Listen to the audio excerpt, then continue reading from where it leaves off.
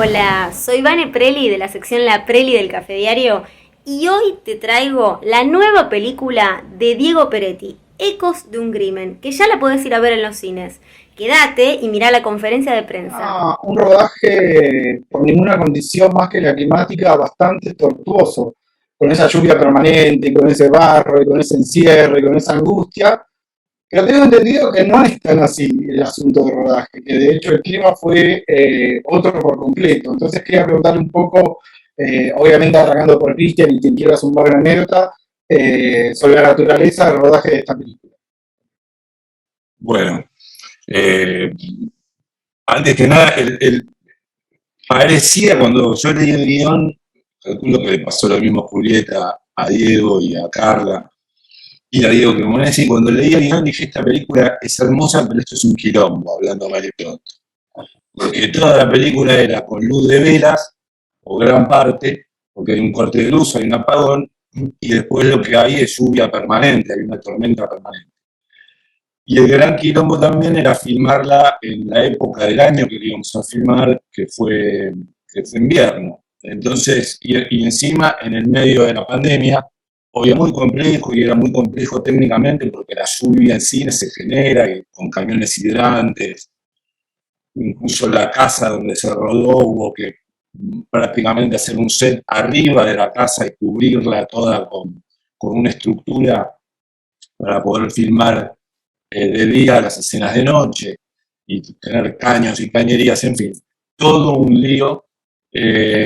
Pero el clima que hubo en rodaje, nada de eso que en otro rodaje podría haber sido tortuoso, arruinó el clima entre nosotros, que fue un clima hermoso, digamos, de lo más hermoso que yo viví en un set. Pero bueno, Tal cual lo que vos decís, Cristian, a esto hay que agregarle que la película sucede en la mayor parte a la noche, más la lluvia, eh, digamos, cuando uno leía el guión se da cuenta que físicamente iba a ser exigente la película.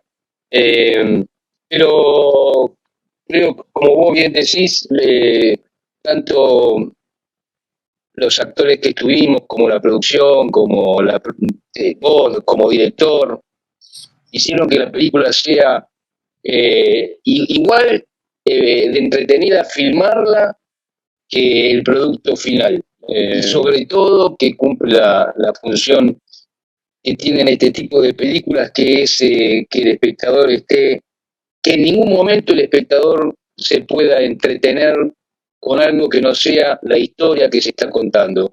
Porque Sido con mis dos compañeros que acaban de hablar, también pienso, ¿no? Escuchándolos que cuando leímos, o por lo menos lo que me pasó a mí cuando leí el guión, eh, uno también va preparado a filmar de otra manera porque sabe que lo que le espera físicamente no es lo mismo que cuando contás una historia que es de diálogos y más cómoda, por decirlo de alguna manera. O sea, cuando lees el guión ya sabes que va a haber lluvia, ya sabes que vas a tener frío, entonces digamos, creo que todos nosotros, los actores del elenco, eh, tenemos experiencia y sabemos, bueno, lo que nos esperaba.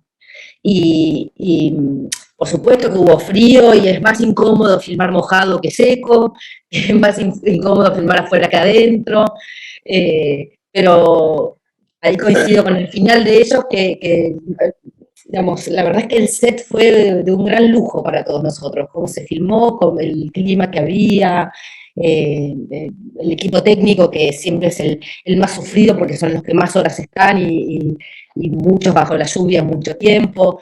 Así que la verdad es que yo lo que siento es orgullo de estar en esta película.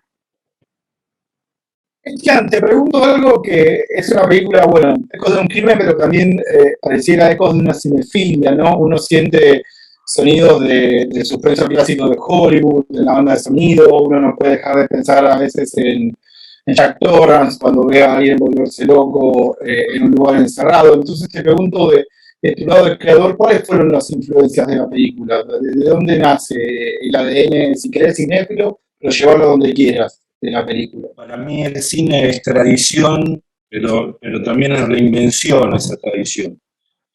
Entonces, nada, hubieron muchas películas y directores que pulularon en la cabeza a la hora de cranearla y de pensarla visualmente.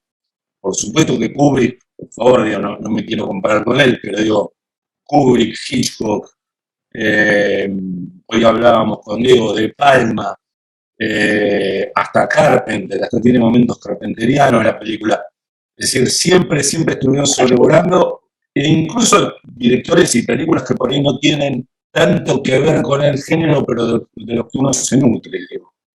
Diego, te hago una pregunta a vos, es una pregunta que, las preguntas obviamente muchas han sido enviadas por los miembros de la prensa que están acá con nosotros y a quien le agradecemos. Mira.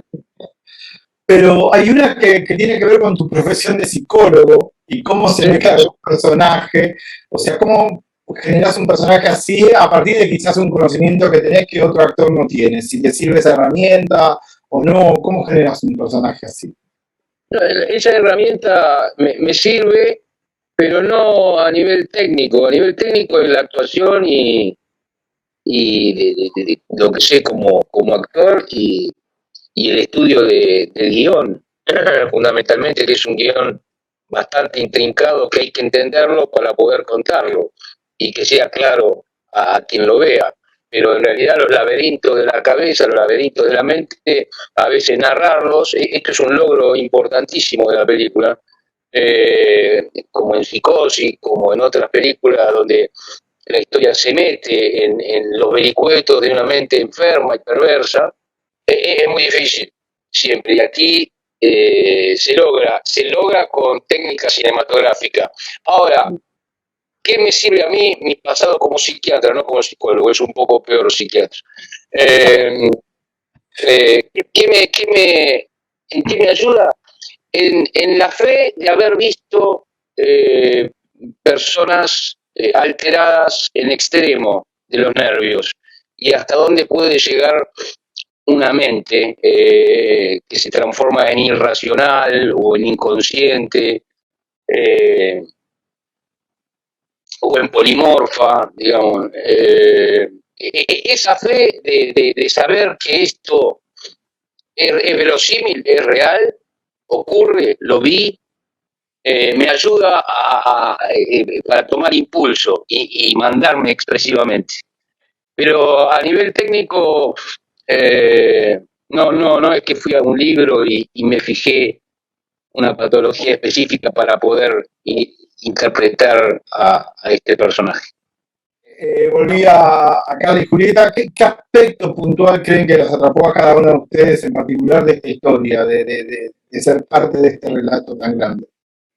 Carla, ¿querés arrancar? Hola, aprovecho para saludar a todos y todas. Todo lo que vos mismo dijiste en la pregunta, o sea, tamaño de producción, el elenco, que cuando me convocaron a mí ya estaban los nombres ahí, Cristian, o sea, yo se lo dije a Cristian desde el día 1 que soy muy fan de él, o sea, de sus cines, como a mí me encantaba ya de antes. Y en mi caso en particular, siempre lo que termina de convencerme es la historia, porque pueden estar los mejores actores y el mejor director, pero si yo leo la historia y es una historia que no me conmueve, que no me interpela, como que no se me termina de armar. En este caso, a mí me gustó mucho. Para mí era un desafío enorme, o sea, yo no había hecho nunca algo de género, nunca había hecho un personaje en este tono, y bueno, siempre un desafío es bienvenido. Hubo también como un trabajo que a nivel humano, más allá de electoral, fue interesante para mí también, porque filmamos en contexto de pandemia y porque había que confiar muchísimo en Cristian y en su cámara, porque era totalmente antinatural para mí y el tipo de trabajo que por ahí yo estoy más acostumbrada a hacer, bancar ciertos momentos, ¿no? Como esa cosa que tiene el género de, como decían recién, de esperar a la cámara. Y para mí fue un desafío enorme y creo que eso fue lo que más me convocó del proyecto. Coincido con lo que dice Carla, que tiene que ver con cuando lees un guión, cuando lo lees, te sentás y lo empezás y lo terminás sin levantarte para hacer pis. Me parece que ya gana un montón. Me pasó con esta película que leí el libro y dije, yo quiero ser parte de esta, me encanta, me gusta, o sea, lo pude leer como espectadora también, después lo leí para interpretarlo. Más allá de que además, cuando a mí me convocaron, ya Diego estaba dentro de la película y para mí volver a trabajar con Diego era también un motivo extra. Tenía muchas ganas de volver a trabajar con él.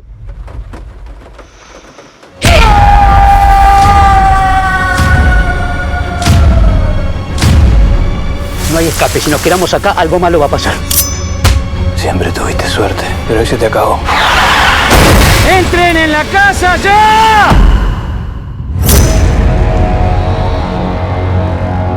Qué lindo lugar, ¿no?